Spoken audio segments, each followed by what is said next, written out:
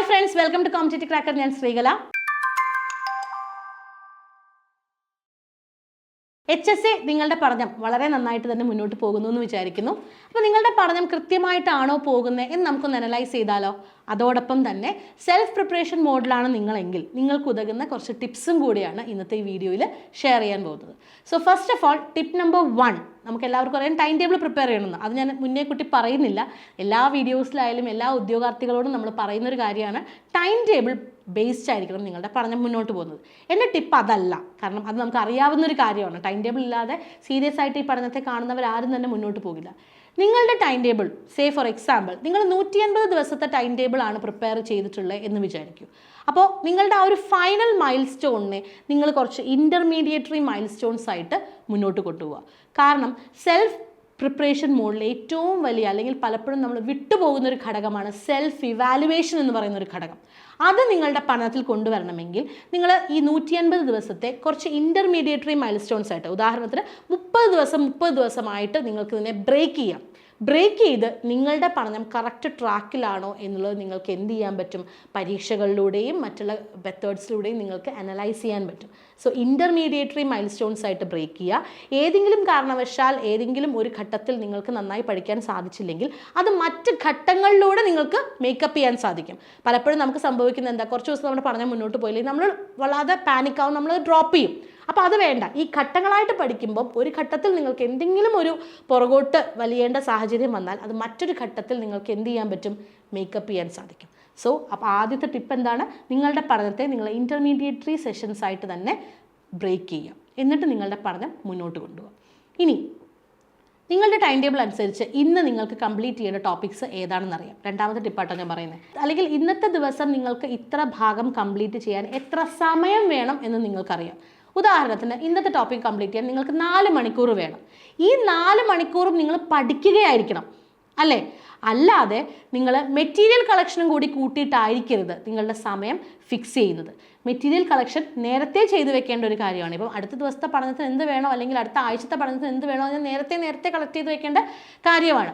അതാണ് രണ്ടാമത്തെ ടിപ്പായിട്ട് നമുക്ക് പറയാനുള്ളത്. പഠിത്തത്തിന് വേണ്ടി നിങ്ങൾ അലോക്കേറ്റ് ചെയ്യുന്ന സമയം കൃത്യമായിട്ട് ആ പഠിത്തത്തിന് വേണ്ടി മാത്രം വിനിയോഗിക്കുക. അടുത്ത ഒരു ടിപ്പ് എന്ന് പറയുന്നത്, ഡെയിലി നിങ്ങളുടെ പഠനത്തിൽ റിവിഷൻ ടൈം അലൗ ചെയ്യുക.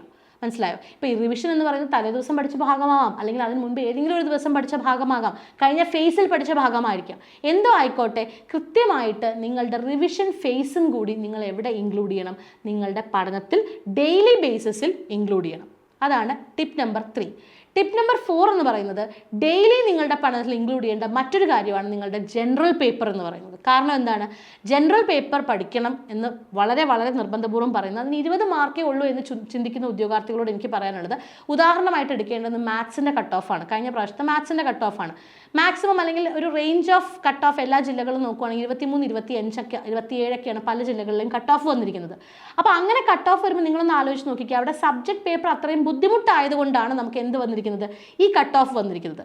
ഏതെങ്കിലും ഒരു കാരണവശാൽ നിങ്ങളുടെ സബ്ജക്ട് പേപ്പർ ബുദ്ധിമുട്ടായി എന്നുണ്ടെങ്കിൽ നിങ്ങളുടെ ജനറൽ പേപ്പർ നല്ല രീതിയിൽ നിങ്ങൾക്ക് സ്കോർ ചെയ്യാൻ സഹായിക്കുന്നതാണ്, അല്ലേ?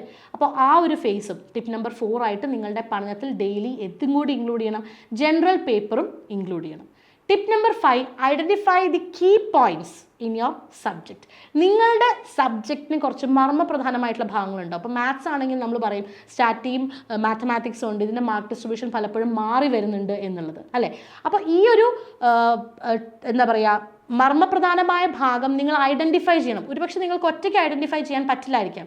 പക്ഷേ അവിടെ നിങ്ങൾക്ക് വേണ്ടത് നിങ്ങളുടെ സർക്കിൾ ഓഫ് ഫ്രണ്ട്സിൽ നിങ്ങളോടൊപ്പമുള്ള കുട്ടികൾ മാത്രമല്ല, അവരെക്കാൾ മുമ്പ് അല്ലെങ്കിൽ പല പ്രാവശ്യം എക്സാം എഴുതിയവരായിരിക്കാം, റാങ്ക് ലിസ്റ്റിൽ വന്നവരായിരിക്കാം, അല്ലെങ്കിൽ പഠിപ്പിക്കുന്നവരായിരിക്കാം. അങ്ങനെ ആരെങ്കിലുമൊക്കെ നിങ്ങളുടെ കമ്മ്യൂണിക്കേഷൻ സർക്കിളിൽ ഉണ്ട് എന്നുള്ളത് നിങ്ങൾ എൻഷുർ ചെയ്യാം. ഓക്കെ, ഇനി അടുത്തതായിട്ട് നമുക്ക് പറയാനുള്ള ഏറ്റവും പ്രധാനപ്പെട്ട ഒരു ടിപ്പ് എന്ന് പറയുന്നത് ഇതിൻ്റെ എക്സാംസ് ആണ്. നമ്മൾ എപ്പോഴും എക്സാം എഴുതുമ്പോൾ, അല്ലെങ്കിൽ ഈ ഒരു പഠനത്തിൻ്റെ ഘട്ടത്തിൽ അവസാനമല്ല നമ്മൾ മോഡൽ എക്സാംസ് എഴുതുക. നമ്മൾ എപ്പോഴും എക്സാംസ് എഴുതുക, പഠനത്തിൻ്റെ എല്ലാ ഘട്ടങ്ങളിലും ഒരുപാട് മോഡൽ എക്സാംസ് എഴുതും. അപ്പോൾ നിങ്ങളിൽ പലരും എക്സാംസ് എഴുതും, അതോടൊപ്പം തന്നെ കുറച്ച് പേര് PYQ അനാലിസിസും ചെയ്യും, ശരിയല്ലേ? അപ്പോൾ PYQ അനാലിസിസ് ചെയ്യുമ്പോൾ അവിടെ നിങ്ങൾ മനസ്സിലാക്കേണ്ട കാര്യം, 2016 നടന്ന പരീക്ഷയോ അല്ലെങ്കിൽ 2021 നടന്ന പരീക്ഷയുടെ ക്വസ്റ്റ്യൻ പേപ്പർ മാത്രമല്ല നിങ്ങൾ എടുക്കേണ്ടത്. നിങ്ങൾ ശ്രദ്ധിച്ച് നോക്കിയാൽ അറിയാം, 2021 ശേഷം, അതായത് നമ്മുടെ HSA മെയിൻ എക്സാം കഴിഞ്ഞതിന് ശേഷം 2024 മുൻപായിട്ട് അല്ലെങ്കിൽ 2024 കഴിയുന്നതിന് മുൻപായിട്ട് മാത്സ് മാത്രം നടന്നത് 4 NCA പരീക്ഷകളാണ്. സോഷ്യൽ സയൻസ് നടന്നിട്ടുണ്ട്, നാച്ചുറൽ സയൻസ് നടന്നിട്ടുണ്ട്, കന്നഡ മീഡിയം ക്വസ്റ്റ്യൻ പേപ്പേഴ്സ് നടന്നിട്ടുണ്ട്. അപ്പോൾ ഇവിടെയെല്ലാം പല എക്സാംസും നമുക്ക് മലയാളത്തിലുള്ള ക്വസ്റ്റ്യൻസ് ഉണ്ട് കേട്ടോ, കന്നഡ മാത്രമല്ല. അപ്പം 4 NCA പരീക്ഷകൾ അവിടെ നടന്നിട്ടുണ്ട്. ഈ NCA പരീക്ഷകൾ നിങ്ങളുടെ പഠനത്തിൽ നിങ്ങൾ ഇൻക്ലൂഡ് ചെയ്തിട്ടുണ്ടോ?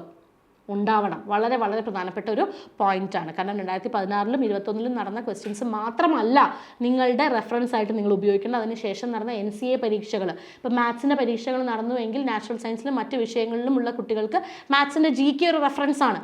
ആ രീതിയിൽ നിങ്ങൾ മാറ്റി മാറ്റി ചിന്തിച്ചാൽ മാത്രമേ എന്ത് ചെയ്യാൻ പറ്റുള്ളൂ, നിങ്ങൾക്ക് നിങ്ങളുടെ എക്സാമിലേക്ക് വളരെ ഈസി ആയിട്ട് ആ ഒരു കട്ട് ഓഫിലേക്ക് എത്താൻ സാധിക്കുകയുള്ളൂ. അപ്പം ഇവിടെ നിങ്ങൾ പഠിക്കുന്ന സമയം 4 മണിക്കൂറാണ്, റിവൈസ് ചെയ്യുന്ന സമയം 1.5 മണിക്കൂറാണെങ്കിൽ കുറച്ച് നേരം നിങ്ങൾ ഇതിനെക്കുറിച്ച് ചിന്തിക്കാനും കൂടി ഇൻവെസ്റ്റ് ചെയ്യണം. ഇനി എന്ത് ചെയ്താൽ എൻ്റെ പഠനം കൃത്യമായിട്ട് മുന്നോട്ട് കൊണ്ടുപോകാൻ സാധിക്കും എന്നുള്ളതും കൂടി നമ്മൾ നമ്മുടെ പഠനത്തിൽ എൻഷുർ ചെയ്യണം. അപ്പോൾ 6 പ്രധാനപ്പെട്ട ടിപ്പ് തന്നെയാണ് എനിക്ക് നിങ്ങളോട് പറയാനുള്ളത്.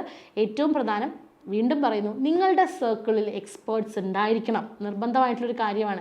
എങ്കിൽ മാത്രമേ, അല്ലെങ്കിൽ നമ്മൾ കിടക്കുന്ന ലോകം വലുത് എന്ന് ചിന്തിക്കരുത്. കുറച്ചും കൂടി മുന്നോട്ട്, ശരിയായിരിക്കാം നമുക്ക് അവർക്കൊരു ഇൻപുട്ട് കൊടുക്കാൻ സാധിക്കില്ലായിരിക്കാം, പക്ഷേ എക്സ്പേർട്സിൻ്റെ ഇൻപുട്ട് നിങ്ങൾക്ക് ഹെൽപ്ഫുൾ ആയിരിക്കാം. ഓക്കെ, അപ്പോൾ ആ ഒരു രീതിയിൽ തന്നെ നിങ്ങൾ നിങ്ങളുടെ പഠനത്തെ സീരിയസ് ആയിട്ട് തന്നെ കണ്ട് മുന്നോട്ട് പോവുക. തീർച്ചയായിട്ടും ഈ 6 ടിപ്പുകളിലൂടെ തന്നെ നിങ്ങളുടെ പഠനം എൻഷുർ ചെയ്യുക. ഇനി വളരെ കുറച്ച് സമയമേ നമ്മുടെ മുന്നിലുള്ളൂ. വലിയൊരു സിലബസാണ്. നിങ്ങളുടെ സിലബസ് കംപ്ലീഷൻ എന്ന് പറയുന്നത് ടൈം ടേബിളിൽ എൻഷുർ ചെയ്യേണ്ട ഒരു കാര്യമാണ്. ഈ സിലബസ് കംപ്ലീഷൻ ചെയ്യുമ്പോൾ തന്നെ നിങ്ങൾക്ക് വേണ്ട മെറ്റീരിയൽസും മലയാളത്തിലായിരിക്കണം. ഇങ്ങനെയുള്ള കാര്യങ്ങളും കൂടി കൃത്യമായിട്ടൊന്ന് ശ്രദ്ധിച്ചേക്കുക. ഓക്കെ, അപ്പോൾ ഇതുവരെ പഠനം ഫുൾ സ്വിങ്ങിലായിട്ടില്ല, അല്ലെങ്കിൽ എന്ത് പഠിക്കണം എന്നറിയില്ല, എഴുതിയെടുക്കണം എന്ന് ആഗ്രഹമുണ്ട്, പക്ഷെ പഠനം എവിടെയും എത്തിയിട്ടില്ല എങ്കിൽ ഇനിയും വൈകിയിട്ടില്ല. കോമ്പറ്റേറ്റീവ് ക്രാക്കറിനെ സംബന്ധിച്ചിടത്തോളം ഞങ്ങളുടെ കുട്ടികളുമായിട്ട് മുന്നോട്ട് വരുന്ന 2ാമത്തെ HSA പരീക്ഷയാണ്. ആദ്യത്തെ HSA പരീക്ഷയിൽ കേരളത്തിലെ ഏറ്റവും കൂടുതൽ റാങ്ക് ബാഗ് ചെയ്തിട്ടുള്ളത് കോമ്പറ്റേറ്റീവ് ക്രാക്കർ തന്നെയാണ്. ഏറ്റവും കൂടുതൽ ഉദ്യോഗാർത്ഥികൾ സർവീസിലെത്തിയിട്ടുള്ളതും കോമ്പറ്റേറ്റീവ് ക്രാക്കറിലൂടെ തന്നെയാണ്. ഈ പരീക്ഷയ്ക്ക് ഏറ്റവും ആത്മവിശ്വാസത്തോടുകൂടി നമ്മുടെ ഉദ്യോഗാർത്ഥികൾ വരികയാണ്. നിങ്ങൾ നമ്മുടെ ഭാഗമായിട്ടില്ല, എത്രയും പെട്ടെന്ന് ഇങ്ങ് പോന്നോളുക. ഞങ്ങൾ പറയുന്നത് പോലെ പഠിച്ചാൽ റിസൾട്ട് എൻഷുർഡ് ആണ്. ഒരു ഗ്രൂപ്പ് ഓഫ് ടീച്ചേഴ്സ്, അതുപോലെ ഒരു group of mentors, group of research team, അങ്ങനെ ഒരുപാട് വലിയൊരു ടീമാണ് കോമ്പറ്റേറ്റീവ് ക്രാക്കറിൽ HSAയിലുള്ളത്. നിങ്ങൾക്കും ഞങ്ങളോടൊപ്പം വരാം, ഏറ്റവും മികച്ച റിസൾട്ടിലേക്ക് എത്താം. കോമ്പറ്റേറ്റീവ് ക്രാക്കറിനെ സംബന്ധിച്ചിടത്തോളം അധ്യാപകരുടെ പരീക്ഷ അതെന്നും ഒറ്റ വാക്ക് CC തന്നെയാണ്. ഇങ്ങ് പോന്നോളാ, ഇനിയും വൈകിയിട്ടില്ല. ഇനിയുള്ള സമയം പഠിച്ചാലും നിങ്ങൾക്കും നേടാം HSA. മറക്കണ്ട, അവസരങ്ങൾ ഒരിക്കലും 2 പ്രാവശ്യം നിങ്ങളുടെ വാതിൽക്കൽ വന്ന് മുട്ടില്ല. കിട്ടുന്ന അവസരങ്ങളെ ഗ്രാബ് ചെയ്യുക. ഓക്കെ, സോ നമ്മുടെ കോഴ്സിനെ കുറിച്ചുള്ള കൂടുതൽ വിവരങ്ങൾ അറിയാനായിട്ട് നമ്മുടെ ബോർഡ് നമ്പർ 8589083568 കോൺടാക്ട് ചെയ്യുക. നമുക്ക് വീണ്ടും കാണാം മറ്റൊരു വീഡിയോയിലൂടെ. ചാനൽ ആദ്യമായിട്ടാണ് കാണുന്നതെങ്കിൽ സബ്സ്ക്രൈബ് ചെയ്യുക. Thank you.